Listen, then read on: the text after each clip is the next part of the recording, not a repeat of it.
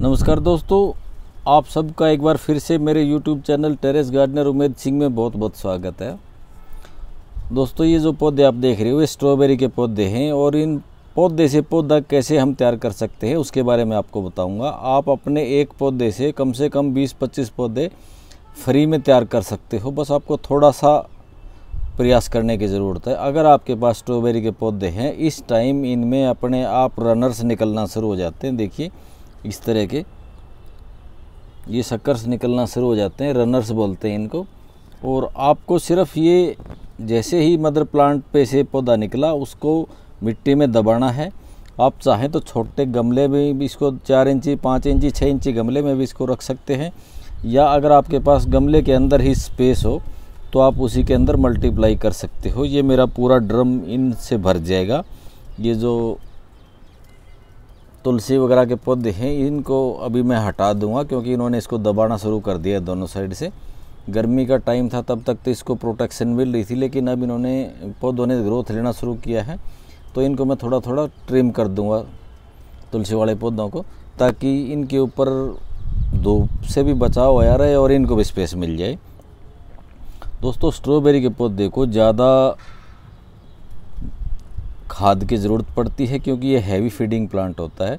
इसको बहुत ज़्यादा खाद की ज़रूरत पड़ती है और मिट्टी ऐसी चाहिए जिसके अंदर पानी ना ठहरता हो।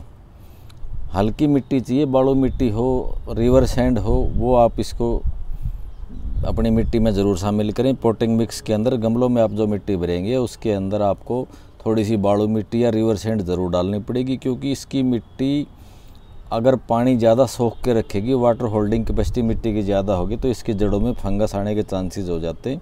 और फंगस आ जाएगी तो फिर आपका पौधा मर जाएगा, चलना मुश्किल हो जाएगा, क्योंकि इसका पौधा बहुत नाजुक होता है। और फंगस और माइट दो इसकी सबसे मेन बीमारियां होती हैं जो इस पौधे को नुकसान पहुंचाती हैं। थोड़ा सा टेम्परेचर बढ़ते ही इस पर माइट आना शुरू हो जाता है और हल्की सी पानी का ज़्यादा ठहराव होगा तो इसमें फंगस लगना शुरू हो जाता है। उनसे बचने के लिए आप थोड़ा थोड़ा टाइम पे नीम ऑयल वगैरह का स्प्रे कर सकते हो, या कोई भी फंगिसाइड जो आप यूज़ करते हो अपने पौधे में उसका इस्तेमाल कर सकते हो। देखिए, ये मेरा मदर प्लांट है, पिछले साल के जो हमारे पौधे थे इसमें से ये 5 रनर्स निकले हैं और 5 ने आगे भी बना दिए हैं। एक से आप 20-20, 25-25 रनर्स ले सकते हो। ये देखिए, ये एक रनर निकला, उससे ये दूसरा तैयार हो गया, दूसरा निकला, उससे ये तीसरा तैयार हो गया।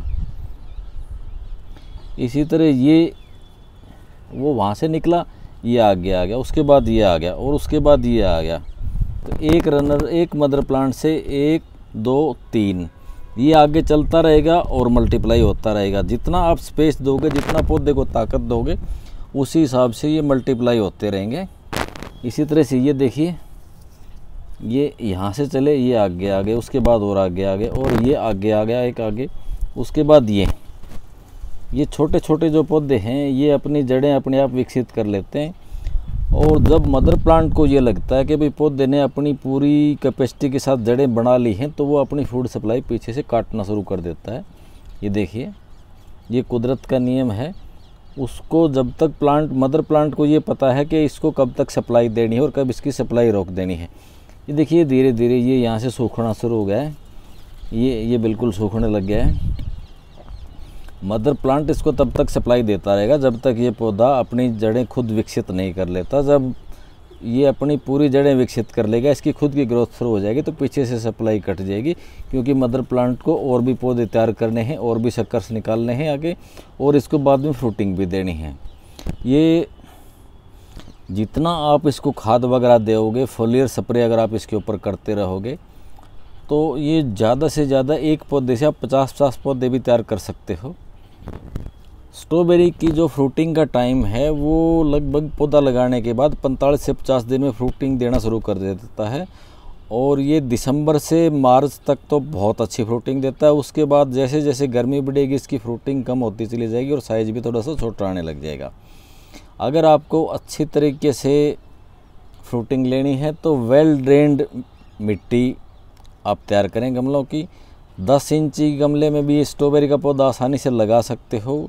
या जो आपकी छोटी ट्रे आती है जिसकी गहराई 6 इंच तक की है, उस ट्रे में भी आप इसको लगा सकते हो, क्योंकि इसकी जड़ें ज़्यादा गहरी नहीं जाती हैं और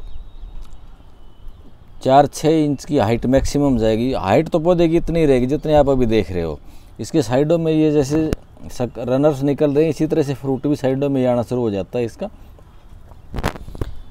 इसको बहुत ज़्यादा सर्दी से बचाना पड़ता है, उस टाइम आप इसको थोड़ा सा कवर करके रख सकते हो। बाकी ये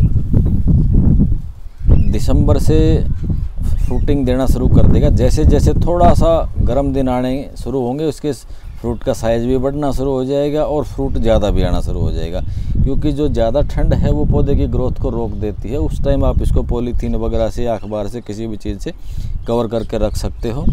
दोस्तों ये बहुत आसान है, 1 से 2 पौधे, 2 से 4 पौधे मल्टीप्लाई करना। इसको मैं मिट्टी में दबा दूंगा, ये इसकी जड़ें जो हैं अपने आप सेट हो जाएंगी इसके अंदर और फिर अगला पौधा तैयार हो जाएगा। जैसे ही ये जड़ें अपने विकसित करेगा उसके बाद अगला पौधा चल पड़ेगा इसी पे से।